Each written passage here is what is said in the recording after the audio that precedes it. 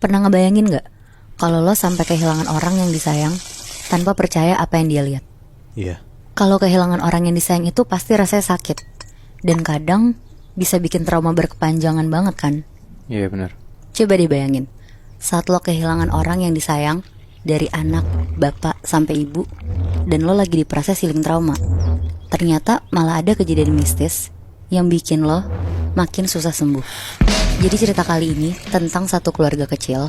Untuk orang tuanya kita sebut aja bapak sama ibu ya. Anaknya sebut aja namanya Yoga.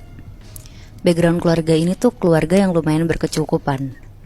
Cuma karena bapak udah pensiun dari kerjanya, lama-lama tabungannya tuh menipis.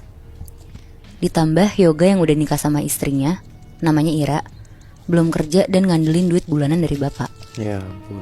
Sampai akhirnya setelah setahun Yoga menikah sama Ira, bapaknya tuh meninggal.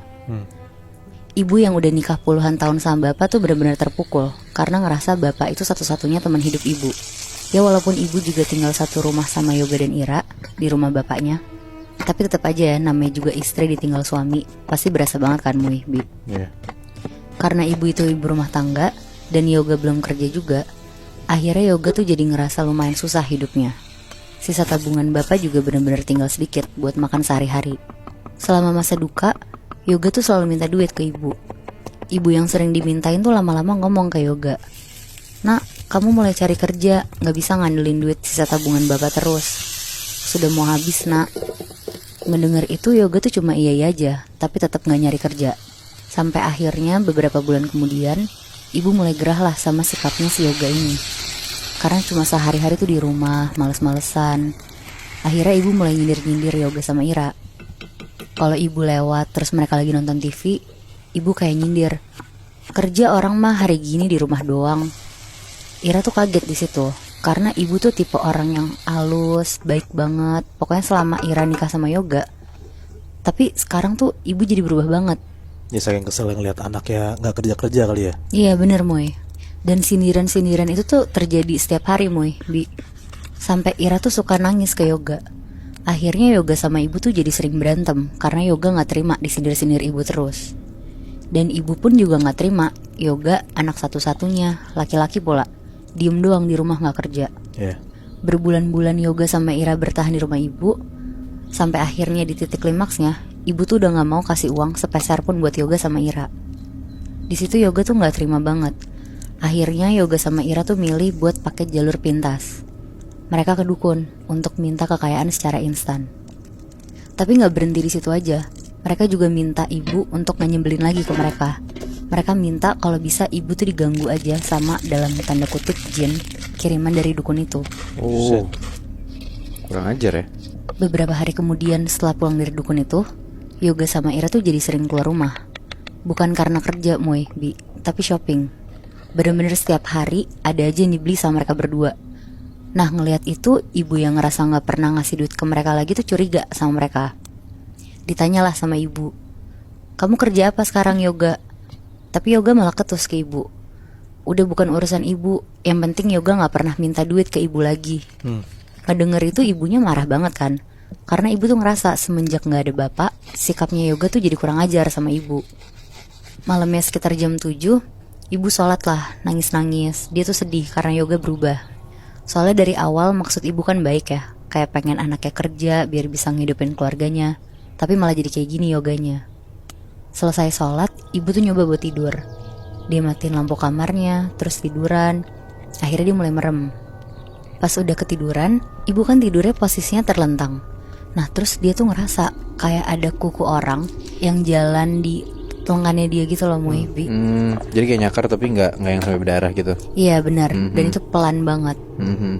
Terus karena ibu bingung, dia nyoba buka mata sedikit. Terus ngelirik lah ke kanan.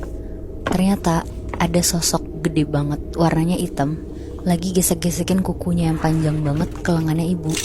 Tuh. Di situ ibu kaget banget dan langsung merem. Terus balik badan ngebelakangin si sosok itu. Akhirnya dia ngumpet lah di balik selimut. Kira-kira udah sejam ditunggu sama ibu, udah gak ada tanda-tanda dari sosok itu. Akhirnya ibu tuh nyoba merem lagi, karena dia udah ngerasa tenang. Tapi tiba-tiba ibu tuh denger kayak ada suara dari jendela kamarnya. Suaranya tuh kedengarannya kayak ranting pohon yang kena ke jendela gitu Moy. Karena posisinya pas banget di hari itu tuh lagi hujan deras dan anginnya tuh juga kenceng. Akhirnya ibu mau ngecek lah. Dia jalan, nyalain lampu kamarnya. Dia tuh mau ngecek ke sumber suara itu karena takutnya jendela ibu tuh belum ketutup benar. Jadi takut air juga masuk. Terus akhirnya ibu bukalah hordengnya. Dia buka hordengnya pelan-pelan ke arah kanan. Pas udah kebuka, ibu kaget banget. Ada sosok hitam gede yang tadi lagi gesek-gesekin kukunya yang panjang banget ke jendela kamar ibu. Set, tatap-tatapan berarti tuh. Tatap-tatapan, Moy. Wow. Gue merinding banget lagi. Akhirnya ibu langsung nutup hordengnya lah kenceng sambil teriak astagfirullah. Ibu langsung lari ke kamar Yoga sama Ira di situ. Tapi mereka ternyata nggak ada di rumah. Akhirnya ibu duduklah di meja makan sambil megang tasbih. Ibu zikir-zikir lah di situ. Di malam itu juga petirnya tuh gede-gede banget, Moy, Bi. Sampai akhirnya tiba-tiba lampu rumah tuh mati semuanya. Ibu merinding, terus dia takut banget. Dia langsung bacalah surat-surat pendek sambil berusaha nyari lilin di sekitar rumahnya. Pas ketemu lilinnya, ibu nyalain. Ibu duduk di meja makan sambil berdoa dan cuma pakai penerangan dari satu lilin yang dia punya itu. Ibu gak berhenti zikir sama istighfar. Pas ibu lagi istighfar, astagfirullahalazim berkali-kali, tiba-tiba dari arah belakang tuh ada suara perempuan. Astagfirullah, astagfirullah, astagfirullah. Di situ ibu takut banget, tapi ibu tuh merem dan ngencengin doa-doanya dia. Berarti setannya gak cuma satu dong? Iya bener, Moy. Sampai akhirnya sejam kemudian ya, Yoga sama Ira tuh pulang. Pas mereka berdua pulang, lampu rumah tuh langsung nyala semua. Ibu ngeliat mereka berdua pulang tuh bawa belanjaan yang super banyak sambil kayak ketawa-tawa gitu lah, kayak happy banget. Di situ ibu mulai curiga. Ibu langsung masuk kamar dan itu tidur. Besok paginya, ibu nelfon lah temennya yang kebetulan punya kelebihan kayak bisa ngeliat sesuatu gitu. Tapi bukan dukun atau orang pinter yang buka jasa gitu, Moy, Bi. Dia jelasin lah kalau dia tuh dapat gangguan dari makhluk halus semalaman. Dan temennya ini tuh bilang ke ibu kalau sebenarnya semua sosok yang datang ke ibu adalah sosok kiriman dari anaknya sendiri. Ya. Ibu dengar itu tuh kaget banget sekaligus gak percaya. Tapi pas didengar lagi, semuanya tuh jadi masuk akal. Karena temennya tuh juga bilang kalau anaknya itu tuh minta bantuan dukun untuk bisa jadi kaya. Akhirnya setelah selesai teleponan, ibu tuh nutup teleponnya. Ibu langsung nyamperin Yoga di kamarnya. Ibu marah-marah sambil nangis dan bilang kalau dia tuh sebenarnya kecewa banget sama Yoga. Soalnya Yoga tuh jadi musyrik gitu kan, cuma karena mau dapetin uang secara cepat. Iya. Dan ibu juga marah banget karena ibu tahu kalau Yoga tuh ngirimin ibu sosok-sosok makhluk buat gangguin ibu.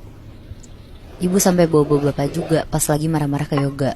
Ibu bilang kalau bapak tahu ini semua, kamu pasti diusir dari rumah ini. Karena ibu sakit hati banget sama kelakuan Yoga, akhirnya dengan berat hati ibu tuh ngusir Yoga sama Ira dari rumah bapak. Dan ibu juga gak diem aja. Ibu minta tolong temennya yang punya kelebihan ini buat bantu ngelindungin ibu. Ibu juga ketemu beberapa ustadz buat minta didoain rumahnya biar gak ada sosok-sosok yang bisa masuk rumahnya lagi. Pokoknya ibu tuh sekarang udah gak peduli lagi sama keberadaan Yoga sama Ira. Karena ibu tuh inget pesan terakhir dari bapak. Yang ternyata Moibi, sebelum bapak meninggal, bapak tuh nitip pesan sama ibu. Kalau Yoga masih malas untuk cari kerja, ibu harus usir Yoga dari rumah biar Yoga bisa dengan sendirinya ngehadepin dunia nyata dan gak ketergantungan sama mereka lagi. Jadi ya tindakan ibu tuh bisa dibilang juga secara gak langsung pesan dari almarhum bapak yang pengen anaknya mandiri secara finansial. Wow, berarti seorang istri kehilangan bapaknya, kehilangan suaminya sampai efeknya jadi anaknya musyrik dan nyerang ibu sendiri tuh menurut gue chaos banget sih, Nat. Cuman karena uang kan dia kayak gitu. Iya, cuma karena uang dan karena kemalasan anaknya itu sendiri, Moy. Iya. Ya yang gue bingung sampai istrinya aja mau ngebantuin suaminya buat nyelakain ibu sendiri itu lebih. Iya itu loh. Untungnya ibunya ya taat agama ya, jadi ada yang ngelindungin dan punya teman yang bisa untuk membantu dia sih. Itu menurut gue cukup jadi solusi yang baik gitu loh. Iya, gue setuju banget sih, Moy, Bi.